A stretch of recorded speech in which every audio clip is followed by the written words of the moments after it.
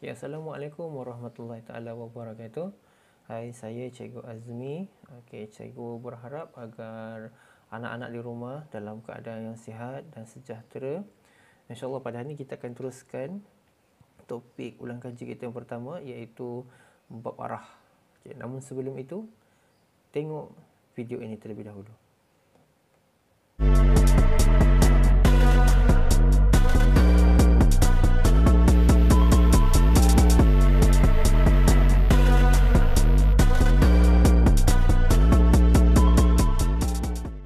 Okey, kita teruskan dengan topik kita pada hari ini, iaitu bab 1 arah.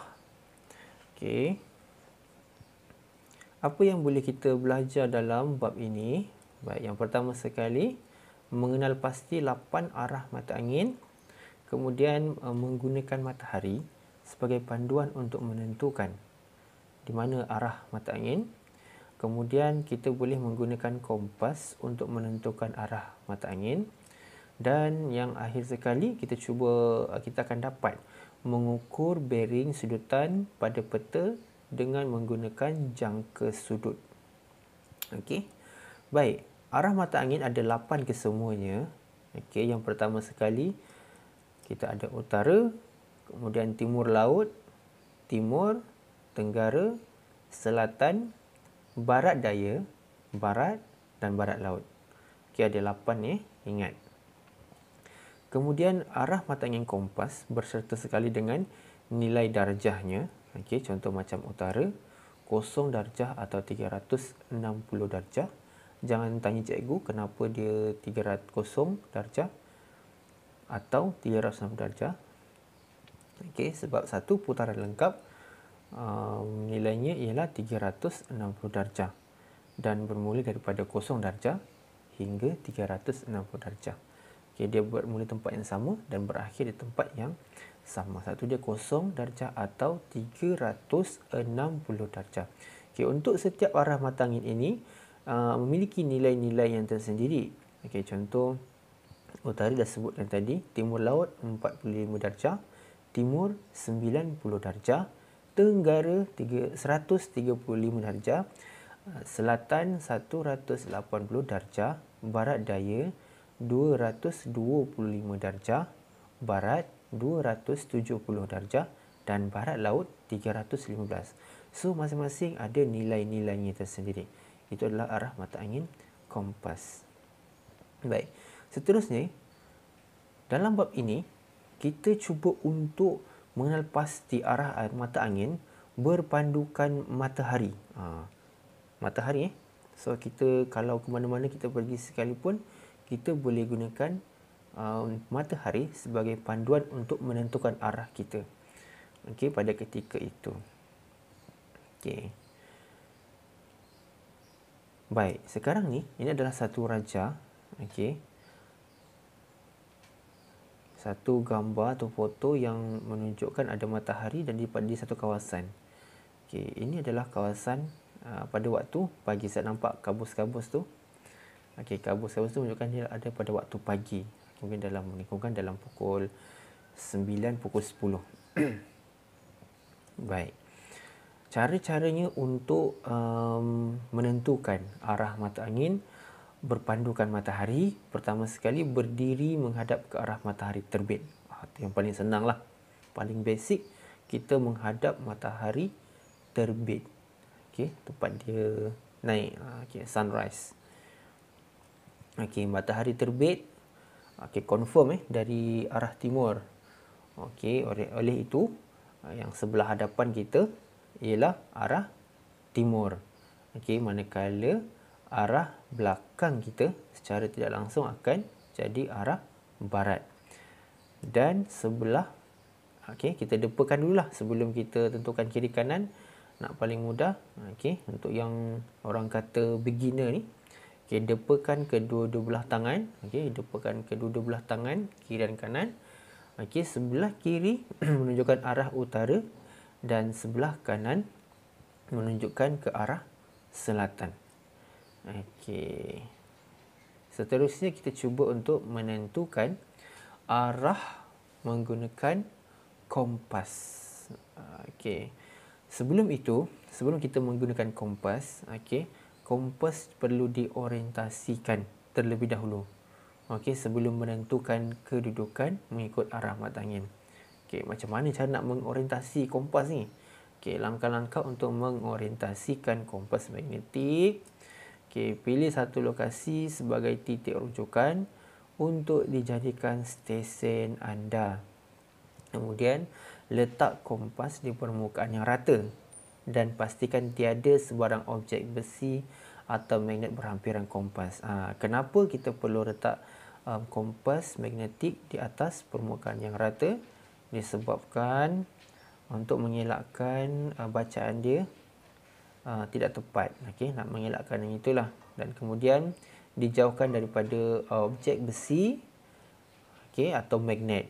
Okey, kenapa? Sebab besi dia boleh mempengaruhi arah, okey, jarum yang terdapat dalam magnet. Takut arahnya jauh berbeza, dia akan mengikut besi ataupun magnet yang berhampiran dengan kompas. Okey. Pusingkan kompas secara perlahan-lahan sehingga jarum kompas menghala ke arah utara. Okey, jarum warna merah tu akan sentiasa menghala ke arah utara. Okey, bagi mana yang budak-budak yang ada jarum kompas boleh cuba. Sambil-sambil cuba Kemudian halakan arah pandangan mata anda melalui pusat kompas ke arah objek yang hendak ditentukan arahnya. Okey. Baca arah objek seperti yang tercatat pada permukaan kompas. Okey. Contoh dia, kompas yang belum diorientasikan. Kemudian kompas yang sudah diorientasikan, yang mana jarum, okey, jarum tu betul-betul menghala ke U, utara dan selatan. Okey, kompas diputar untuk menetapkan, menghalakan kedudukan yang tepat. Alright. Kompas tak ada masalah Nanti cikgu akan buat video khas untuk melihat, okey, menentukan arah mata angin menggunakan kompas magnetik. Seperti yang kita buat dalam kelas. Okey, mengukur bearing sudutan dengan menggunakan jangka sudut. Tahu tak jangka sudut tu apa? Harap kau tahulah. Okay, cikgu tahu, awak semua tahu jangka sudut tu apa Baik. Okey, kalau perasan dalam skrin ini, cikgu ada buat sedikit garisan. Okey, kita ada protractor. Okey, yang dah disiap ditandakan ni. Contoh dia lah. Okey, mengira bearing sudutan yang kurang daripada 180. Okey, ini untuk yang kurang daripada 180. Okey. Lukis garisan menyambung titik A dan titik B. Okey. Lukis garisan lurus utara selatan di titik rujukan A. Ini kaedah ni Kemudian kita cuba untuk letakkan jangka sudut tepat di garisan utara selatan.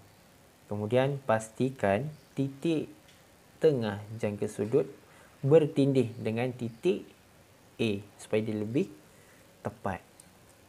Kemudian ukur sudut mengikut arah pusingan jam. Okey. Lihat nilai sudut di bahagian luar jangka sudut. Okey, lihat dekat luar tu lah. Dia punya senggat-senggat kecil tu. Bearing B dari A ialah 153. Okey. Baik, ini untuk kiraan bearing yang melebihi daripada 180 darjah. Maksudnya lebih daripada separuh lah. Lebih daripada separuh bulatan. Macam mana? Okey, sama juga kaedah dia. Lukis garisan lurus dari titik X ke titik Y. Kemudian lukis garisan utara selatan pada titik rujukan DY. Letakkan jangka sudut di sebelah kiri. Pastikan titik tengah jangka sudut bertindih dengan titik Y. Kalau tadi titik A kan, ni titik Y. Kemudian lihat nilai sudut di bahagian luar jangka sudut. Okey, kat luar sana. Yang 0, 10, 20, 30. Okey. Campurkan nilai X yang diperolehi dengan 180 darjah. Kenapa nak campur? Sebab 180 tu tak perlu kira dah. Kita dah tahu separuh bulatan nilainya ialah 180 darjah. Okey, kita cuma perlu cari nilai X tadi. Okey, bermula daripada selatan. Okey, 0, 10, 20, 30. So 30 darjah tambah dengan 180. Okey. 210 darjah. Okay, contoh. Baik, ukur bearing titik 175 dari titik 254. Okey, ini contoh dia. Perkataan dari tu maksudnya di situlah tempat kita buat tanda titik rujukan, tanda segi empat utara selatan timur barat. Pastikan kedudukan 2 poin. Sambungkan kedua tersebut. Sambungkan dulu, kemudian lukis garisan utara selatan. Pada titik 254. Sebab 254 itu ialah titik rujukan. Kita nak cari bearing untuk titik 175. Jadi setelah kita letakkan jangka sudut di atas garisan utara selatan dan berpusat di tanda tinggi 254, sudut untuk R akan kita perolehi. Cikgu rasa ni mungkin agak-agak cikgu ni dalam 45 darjah. Lebih kurang macam itulah. Boleh cikgu agak begitu. Kemudian kita tengok pula contoh seterusnya, iaitu ukur bearing coil 565 565 886 dari jambatan RG552 878. Maksudnya dari tu dari menunjukkan itulah lokasi titik rujukan kita. So jambatan 552 dan 878. So macam biasa tadi, kita kena sambungkan kedua-dua titik dulu terlebih dahulu. Kemudian jadikan jambatan sebagai titik rujukan kita untuk kita lukiskan garisan utara selatan.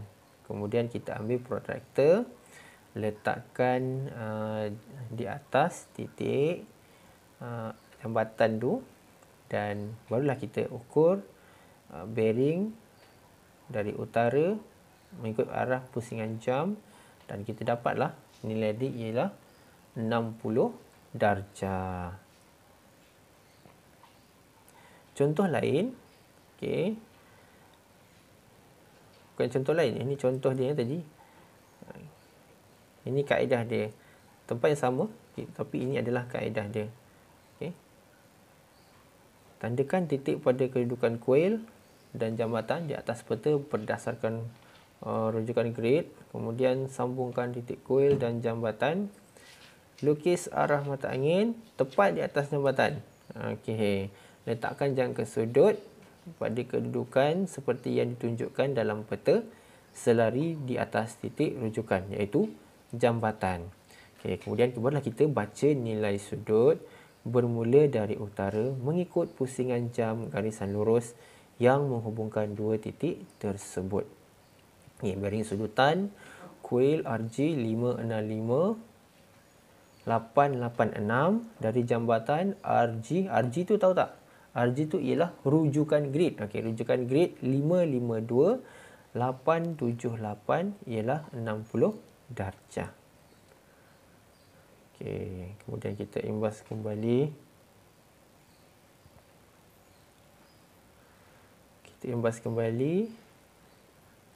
Kita ada 8 arah mata angin utama.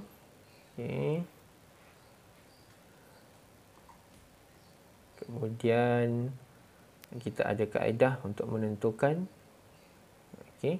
arah menggunakan kompas magnetik. Kemudian kita ada kaedah menentukan arah menggunakan matahari. Dan akhir sekali tadi kita cuba untuk mengukur bearing sudutan. Okey, cabaran prestasi ini tak pakai. Okay, untuk cabaran prestasi, sila rujuk ruangan komen di bawah yang telah dipinkan. Okey, klik link tersebut. Kemudian jawab soalan-soalan yang cikgu sediakan dan dapatkan sijil untuk topik arah ini melalui link tersebut. Okey. Pastikan jawapan tepat, barulah dapat markah yang baik dan dapat sijil sekali untuk menunjukkan kehadiran anda. Okey, itu sahaja daripada cikgu. InsyaAllah berjumpa lagi